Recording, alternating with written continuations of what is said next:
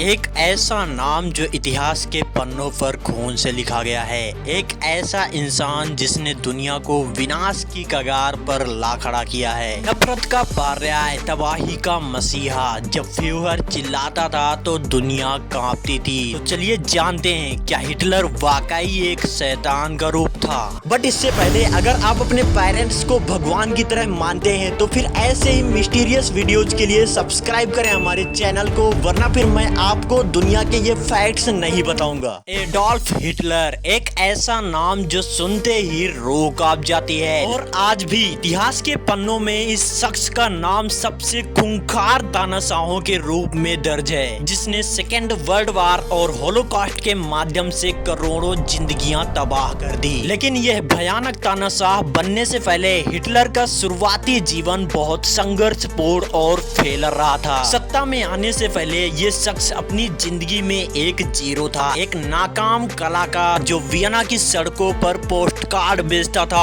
और भीख मांगता था। यहाँ एक वर्ड आया है कि नाकाम कलाकार, आखिर इसका क्या मतलब है? 20 अप्रैल 1889 ऑस्ट्रिया के वान नामक स्थान पर एक बच्चे का जन्म होता है, जिसका सपना होता है एक फेमस पेंटर बनने का। और ये बच्चा होता है एडोल्फ हिटलर, जो कला के क्षेत्र में अपनी किस्मत आजमाने के लिए वियना चला गया। लेकिन उसे वियना की ललित कला एकेडमी में 2 बार एडमिशन नहीं मिला। आर्ट कॉलेज में रिजेक्शन मिलने के बाद हिटलर के पास आमदनी का कोई जरिया नहीं बचा। ये वियना की सड़कों पर रहने, फुटपाथों पर सोने और पोस्ट कार्ड बेचकर अपना गुजारा करने को मजबूर था। रिपोर्ट्स और इतिहास के अनुसार वो उस समय बहुत गरीबी में रहा और जीवन चलाने के लिए लोगों से भीख मांगने या छोटी मोटी मजदूरी करने की स्थिति में था।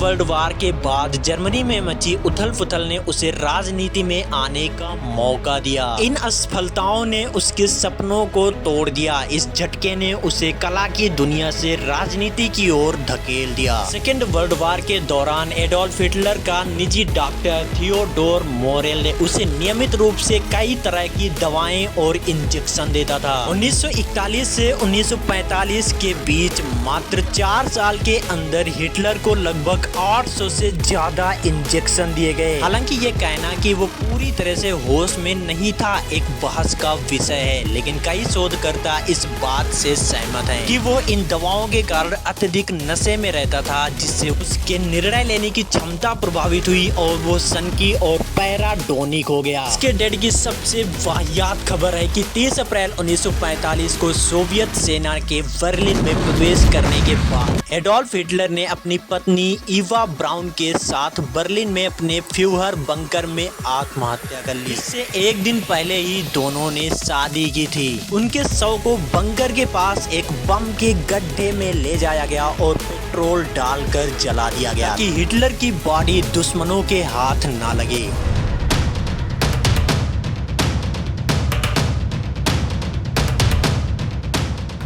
एक भिखारी से जर्मनी का चांसलर बनने तक का सफर और एक ऐसा युद्ध जिसने दुनिया को हिलाकर रख दिया। चलिए जानते हैं कैसे हिटलर ने रहने की जगह के नाम पर पूरी दुनिया को खून खराबे में ढकेल दिया। फर्स्ट वर्ल्ड वार में जर्मनी की हार और वारसाई की अपमानजनक संधि ने हिटलर के लिए रास्ता बनाया। 1933 में चांसलर बनते ही उसने नाजीवाद की नींव रखी। उसने अपनी सेना को फिर से मजबूत करना शुरू किया और पड़ोसी देशों पर नजर गड़ाई। उसने जर्मन लोगों के गुस्से को नाजीवाद के जरिए एक तानाशाही में बदला। एक नारा बनाया जो है एक राष्ट्र, एक राय, एक फ्यूहरर। हिटलर ने अपनी सेना को गुप्त रूप से मजबूत करना शुरू किया, जो संधि का उल्लंघन था। 1 सितंबर 1939 जब जर्मनी ने पोलैंड पर हमला किया, तब दुनिया ने द्वितीय विश्व युद्ध की शुरुआत देखी। ये पोलैंड को जर्मन लोगों के लिए रहने की जगह बनाना चाहता था। हिटलर की बिजली जैसी तेज युद्ध नीति ने कुछ ही हफ्तों में पोलैंड को घुटनों पर ला दिया। इसके बाद तो फ्रांस, बेल्जियम, नीदरलैंड एक के बाद एक देश जर्मन सेना के सामने गिर रहे थे। लेकिन फिर हिटलर ने वो गलती की जो उसकी सबसे बड़ी हार का कारण बनी। 1941 का ऑपरेशन बारबरोसा। रूस की कड़ाके की ठंड और लंबी रसद लाइनों ने जर्मन सेना को पंगु बना दिया। ये स्टालिनग्राद की लड़ाई में सबसे बड़ी हार में बदला। हिटलर के युद्ध केवल मोर्चों तक सीमित नहीं थे। यहूदियों, पोलिश लोगों और सभी अन्य लोगों के खिलाफ नरसंहार नाजीवाद का सबसे काला अध्याय है। 1945 में जर्मनी चारों तरफ से घिर चुका था।